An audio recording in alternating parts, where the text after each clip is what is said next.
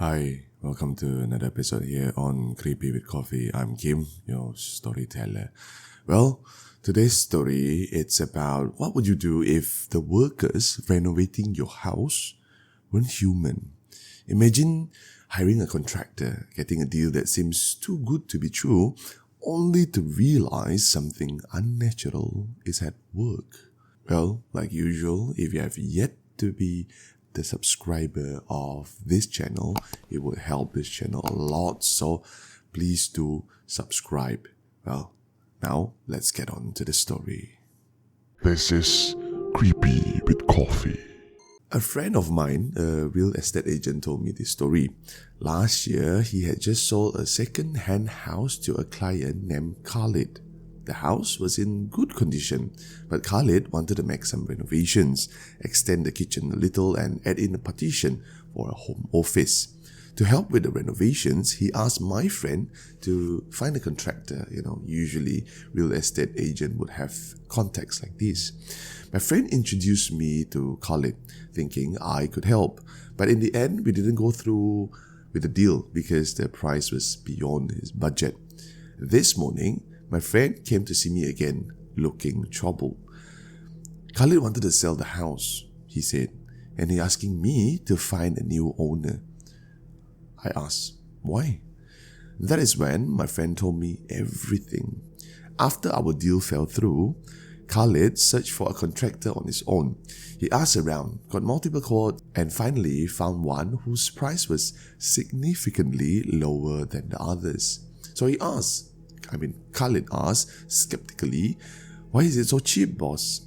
Well, the person who he found, named Pak Din, just simply smiled and say, just your luck, boss.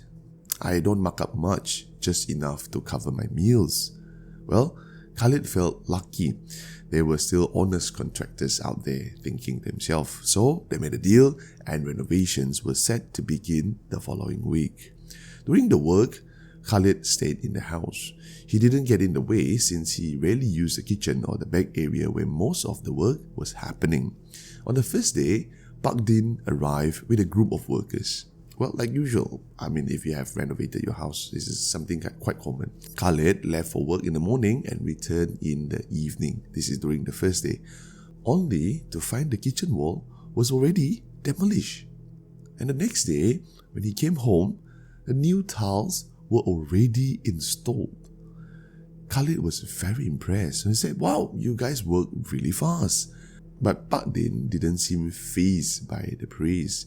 He just shrugged and said, experience. Khalid was excited about his home office. So he was saying that, Pak Din, make sure my office space looks good. I wanted it to be like this. I wanted my table to be here, and so on and so forth. I'm going to be working from home alone, said Khalid. And each morning before leaving for work, Khalid waited for the workers to arrive. This is when he noticed something odd. The workers never spoke, and whenever he greeted them, they only nodded. Never a word, never even a whisper. And one afternoon, Khalid stopped by the house unexpectedly.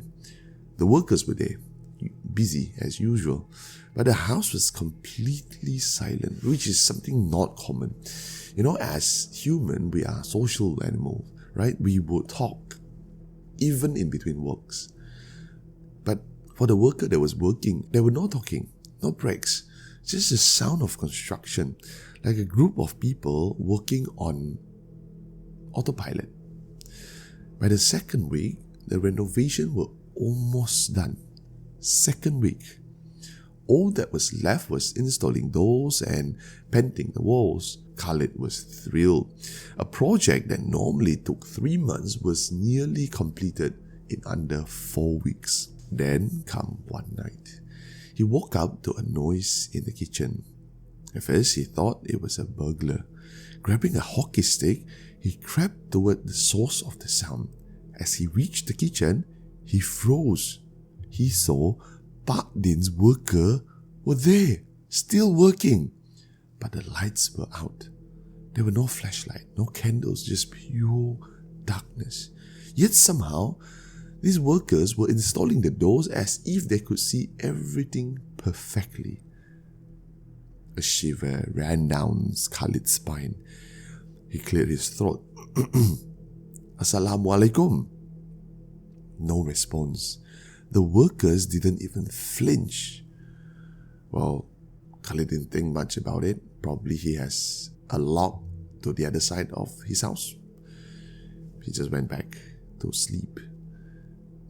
The next morning, Khalid confronted Pak Din. Pak Din, are your workers okay?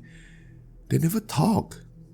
Pak Din just simply smiled and say, they are not the talkative type, boss. They just focus on their work. That's why your house is getting done so fast.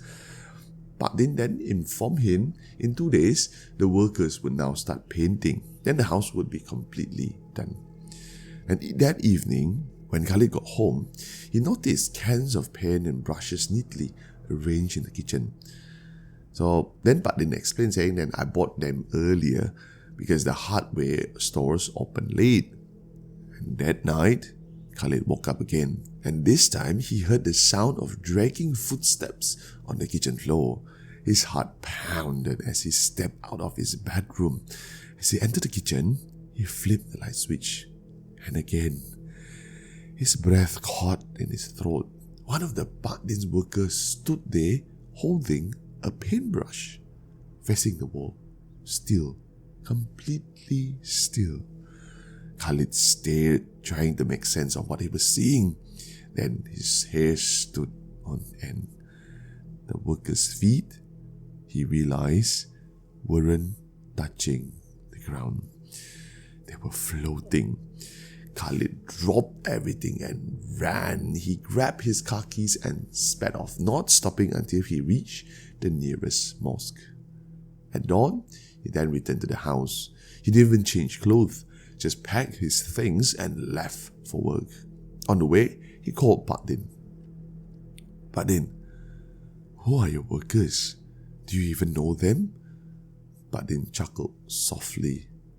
He said, well, boss, you paid a very cheap price, so I called in some old hands to help out. Then he continued, don't worry, boss, everything is done.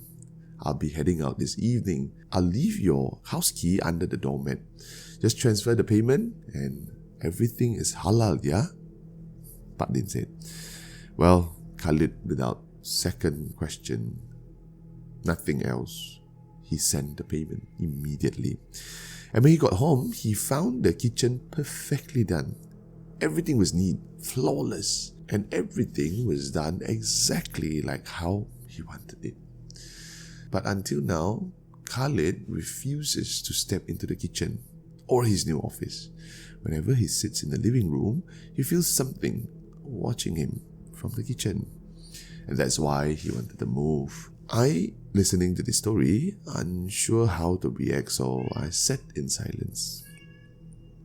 Laughing at Khalid's misfortune seemed cruel, but at the same time, I never considered that one of the risks of hiring cheap labor was getting help from the other side. Just then, Khalid sent a voice note to my friend. Since he played it on speaker, so I heard it too. Bro, voice was shaky. I finally decided to sell the house, but this morning, as I was leaving, I heard a whisper from the kitchen.